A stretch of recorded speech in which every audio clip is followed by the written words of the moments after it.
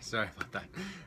Meow Meow agrees. Anyways, there has to be a point where you just don't care, where you, again, you do your best and you recognize that you're just one person, uh, as powerful and as effective and as amazing as you can be as just one person.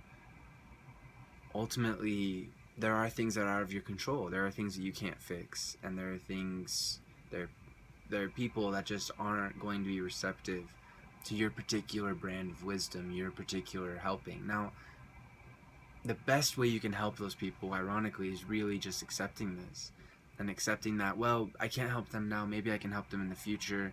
Maybe they'll be more receptive in the future. Maybe, just being a bit more open. In general, I find that that is one of the biggest challenges for this combination is getting caught in either one of these traps, feeling apathetic, feeling uh, just succumbing to that temptation that exists with earth energy and water energy for that matter, but especially when the sun and the Mercury are in the same earth energy, of just feeling like if you can't see a way, then there is no way. That perspective helps you in life in a lot of ways, but it's important not to get trapped in that feeling of apathy that can accompany that, in which you just feel like, nope, there's just no way, it's not possible. End discussion. What seems impossible to an earth energy being, especially earth Mercury, as wonderfully incredibly intelligent and genius in certain ways that you can be with Mercury and Virgo, it's important not to limit yourself and to not feel like just because the solution isn't at hand doesn't mean that it can't be created and that it won't be there in the future. This is a little tough for Earth energy individuals, again, even Virgoans, to accept or to really integrate, because there's just so much energy for the here, the now, and getting stuff done now, and just getting it all right and fixed. And again, that's beautiful in so many regards, but it's very important to keep in mind that everything happens for a reason, that we all have limitations, and that's okay. That's not only acceptable, it's okay. It's fine.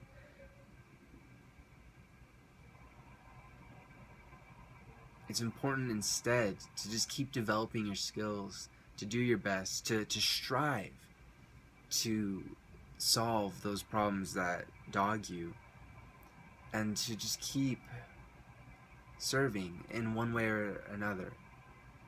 To recognize that there's always something that can be done. And sometimes not doing anything, sometimes waiting for the right opportunity to do something is one of the key factors to actually manifesting that solution. So, long story short, don't try and cram everything. Don't try and do everything now, dear friend. Let your skills develop over time as they're meant to, especially if you're younger in life seeing this. Recognize that time is your best friend and will help you develop your incredible skill set, and that you're always going to be developing. Even when you retire, you will still be fixing things up and restoring them, and inventing and creating really practical solutions for not only your problems but those around you too. Excuse me. Those around you too. And that it's more important to focus on what you can do and to be developing your skills to approach what you can't do right now than to get trapped in, again, one of two scenarios, feeling like, well, what's the point at all? Which is an illusion. There's always a point. There's always something to do. Again, even if that means waiting for the right opportunity, the right resources to come together, that's an action as well, and that requires strategy and thought and planning. So there's that trap, and then there's the other trap, which is to get caught up in a routine of, I can do this and I can do it really well. Now, let me say this. Virgoans thrive on routine. They thrive, even if you're one of those Virgo and Sun Mercury combinations that really doesn't like routine. Still, there's some kind of method to your madness that is pretty discernible. There's structure in your life. There's some kind of routine, even if there is no official routine. But you're meant to be developing your skills in one particular place, or maybe one or two that have some kind of causal link. But ultimately, you are supposed to specialize, and you are supposed to. It's just in your energies. I'm not telling you, you have to do this or whatever. I'm just saying, you really benefit yourself and others when you completely focus yourself on the mastery of a particular technical skill, whatever it may be, and that will only grow with time. But it is important to not limit yourself to that, and that's another side of the earth energy of saying, oh, well, I do this really well, but I'm only going to do this. I that looks cool. I don't believe in myself, though. I don't feel like I can actually do that. Don't fall victim to that, dear friend. Keep going, keep developing, keep growing. Recognize that you have the flexibility, you have the skill, you have the intelligence to really master whatever it is you turn your attentions to. And with your prudence, you're able to spot what's good for you to turn your attentions to and what's really not. And you're able to find connections that link things that don't necessarily seem linked at first. And you'll be amazed at how throughout life your skills will be developing, of course, and they'll be growing other skills in your life. And at how, man, it just really doesn't end. You're just going to keep learning until you're dead, basically. And that's beautiful. And that learning is going to propel you forward to solve so many problems and to really make life so much better for not only yourself but other people. And that is one of the best things about this energy, this combination, is how you are naturally so selfless, naturally so caring, and naturally just so serving. Serving can have to more egotistical minds, can have a negative connotation. I don't see it that way at all. I see it as a gift to serve. Now, of course, we need to create boundaries, and with this energy combination in particular, it's important to recognize that you yourself are a human being. You have rights, that let others serve you as well as you serve them, and to keep it balanced, so you're not just giving and you're not getting. It's like breath. Life is like breath.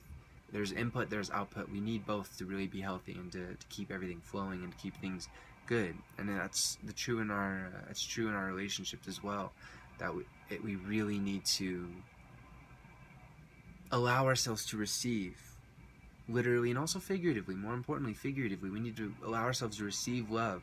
With this rather fastidious combination, you can feel like you're not worthy of love, that you won't be until you accomplish this. But then, of course, you accomplish this, and then you seek to accomplish that, so then you'll be worthy of love. And it's just, forget all that. It's good to be productive. It's good to get your potential and to manifest it and to really, to just be incredibly skilled and knowledgeable and humble at the same time, which is so beautiful. Again, you guys inspire me with that side of yourself. It's really incredible.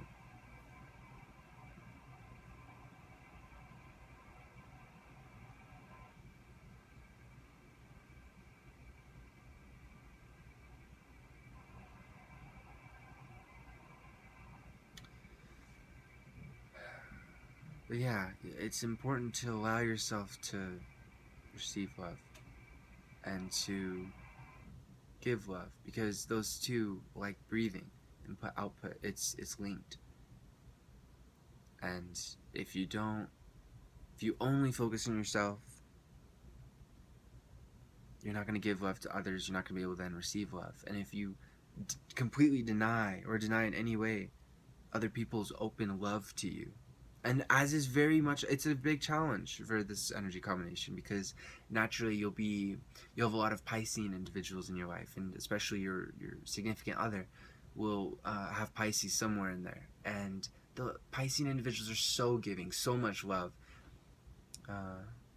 sometimes indiscriminately, and that's that's something that you can help them with. But with your energy combination, you can turn away that love because it just is too good to be true. You don't deserve it. You're not ready for it. That's not healthy, my friend. You must allow love to come into your life. You must accept it, because only then will you be able to then be empowered to give even more. And then the cycle continues. And again, not only does your skill set grow, not only does your wisdom grow, your knowledge as well, but your contribution to the world will be growing. And that's for mercurial beings like us, for our minds to be of use and to help other people in really profound, life-changing ways. Even if it seems small, like fixing the plumbing or whatever, that's not small to the people who are being impacted by it. So give yourself credit for what you can do, so that you're empowered to then help out even more. So you're not doubting yourself and feeling like, oh, what's the point? Or oh, I can't do that, there's no way. Recognize that you have a gifted mind and that you're able to really help. And in that realization, the potential for the manifestation of solutions comes. Give yourself the credit you deserve. Love yourself. Allow yourself to love others, even in their flaws. Seek to help others. Don't seek to fix them.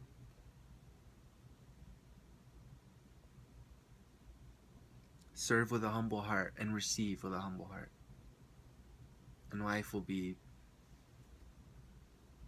a dream in the best possible way.